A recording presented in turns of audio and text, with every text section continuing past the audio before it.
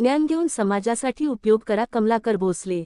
प्रतिभा निकेतन माध्यमिक विद्यालयात निरोप कॉलेज डे साजरा.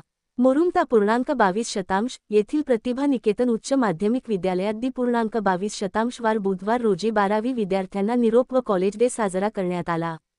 याप्रसंगी प्रमुख अतिथी म्हणून बोलताना कमलाकर भोसले म्हणाले, विद्यार्थ्यांनी ज्ञान घेऊन समाजासाठी उपयोग करावा असे प्रतिपादन केले.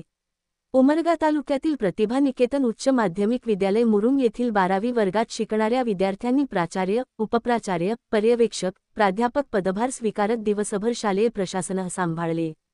उमरगा तालुक्यातील प्रतिभा निकेतन उच्च माध्यमिक विद्यालय मुरुम येथील 12वीच्या विद्यार्थ्यांचा स्वयंशासन दिन बुधवार .22% उत्साहात साजरा झाला.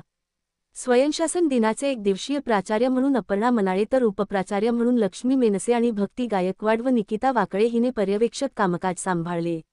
यावेळी कार्यक्रमाचे अध्यक्ष प्राचार्य करबाप्पा ब्याळे, प्रमुख अतिथी कमलाकर भोसले, प्रमुख उपस्थिती उपमुख्याध्यापक उल्हास घुरघुरे, ज्येष्ठ प्राध्यापक संजय गिरी, प्राध्यापक उमाकांत महामुनी आदींची उपस्थिती होती.